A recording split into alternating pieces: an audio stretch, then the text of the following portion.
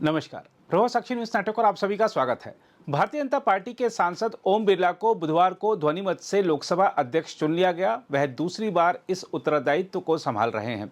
बलराम जाखड़ के बाद बिरला दूसरे ऐसे राजनीतिज्ञ हैं जो कि लगातार दूसरी बार लोकसभा अध्यक्ष बने। प्रधानमंत्री नरेंद्र मोदी ने अध्यक्ष पद के लिए ओम बिरला के नाम का प्रस्ताव रखा, जिसका रक्षा मंत्री राजनाथ सिंह ने अनुमोदन किया। इस प्रस्ताव को प्रोटेम स्पीकर यानी कार्यवाहक अध्यक्ष भृतहरि महताब ने सदन में मतदान के लिए रखा और इसे सदन ने ध्वनिमत से मंजूरी दे दी। इसके बाद कार्यवाहक अध्यक्ष महताब ने बिरला को लोकसभा अध्यक्ष चुने जाने की घोषणा की। प्रधानमंत्री नरेंद्र मोदी, नेता प्रतिपक्ष राहुल गांधी और संसदीय कार्य मंत्री किरण रिजिजू बिरला को अध्यक्षीय आसन तक लेकर गए। जब ओम बिरला ने अध्यक्षीय आसन ग्रहण किया तो मोदी, राहुल गांधी और रिजिजू ने उन्हें बधाई और शुभकामनाएं दी। इसके बाद पूरे सदन की ओर से प्रधानमंत्री ने बिरला को बधाई दी। बाद में विपक्ष के नेता के रूप में अपने पहले संबोधन में राहुल गांधी ने ओम बिरला को बधाई दी और उन्हें देश की उम्मीद भी बताया और आशा जताई कि वह विपक्ष को पूरा अवसर देंगे। जहां तक बिरला के जीवन परिचय की बात है तो आपको बता दें कि 23 नवंबर 1962 को जन्मे ओम बिरला को पहली राजनीतिक जिम्मेदारी राजस्थान के कोटा में भारतीय जनता युवा मोर्चा के जिला अध्यक्ष के रूप में मिली थी।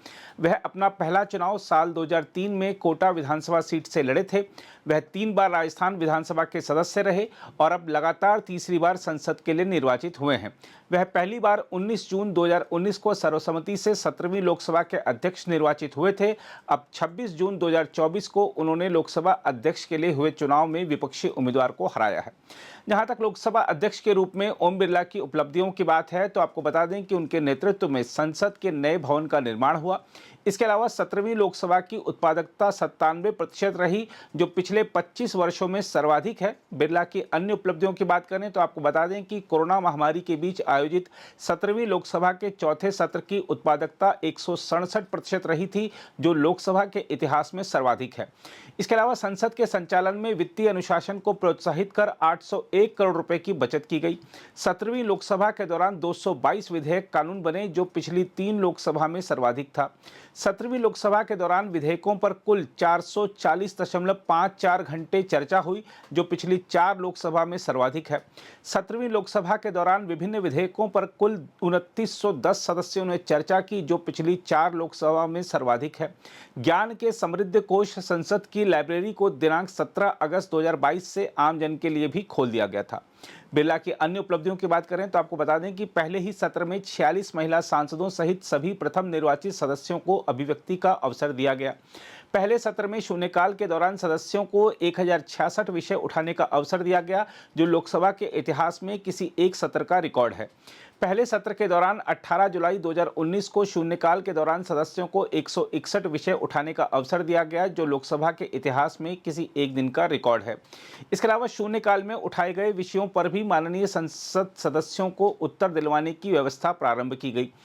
इसके अलावा सांसदों द्वारा नियम 377 के तहत उठाए गए विषयों के उत्तर मंत्रालयों द्वारा निर्धारित 30 दिन में देने पर कड़ाई से अमल करवाया गया। इस कारण 17वीं लोकसभा के दौरान लगभग 95% विषयों पर सांसदों को प्रति उत्तर प्राप्त हुए। इसके अलावा सांसदों को सदन में की गई अभिव्यक्ति का वीडियो क्लिप तत्काल उपलब्ध करवाने की व्यवस्था प्रारंभ की गई। इसके अलावा ओम बिरला के प्रयासों से 17वीं लोकसभा के दौरान ऐसा 4 बार हुआ कि एक प्रश्नकाल में सभी 20 तारांकित प्रश्नों के उत्तर दिए गए। इसके अलावा सांसदों की क्षमता निर्माण के लिए सदन में आने वाले विभिन्न विधेयकों के संबंध में ब्रीफिंग सेशन की नई व्यवस्था प्रारंभ की गई।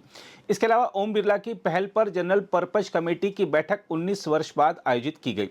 इसके अलावा बिरला की पहल पर देर रात तक सदन का संचालन हुआ, जिसमें सभी सदस्यों ने सहयोग किया।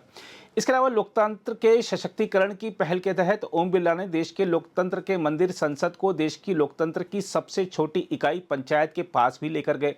ओम बिरला की पहल पर आउटरीच कार्यक्रमों का आयोजन किया गया, जिसमें उत्तराखंड, उत्तर पूर्व के राज्यों तथा जम्मू कश्मीर और लद्दाख में पंचायत प्रतिनिधियों को प्रशिक्षित किया गया। इसके अलावा ओम बिरला की पहल पर संसद में महान विभूतियों की जयंती पर आयोजित होने वाले पुष्पांजलि कार्यक्रमों में स्कूली विद्यार्थियों और युवाओं को आमंत्रित करने का नवाचार किया गया। इसके अलावा संसद में 1854 से 2024 तक हुई चर्चाओं का डिजिटलाइजेशन कर उन्हें ऑनलाइन उपलब्ध करवा दिया गया। ओम बिरला की पहल पर संसद में मिलने वाले भोजन की सब्सिडी भी समाप्त की गई। इसके अलावा ओम बिरला के नेतृत्व में पिछली संसद में जो महत्वपूर्ण कानून पारित हुए उसमें जम्मू कश्मीर पुनर्गठन विधेयक 2019 जिसके तहत धारा 370 हटाई गई थी।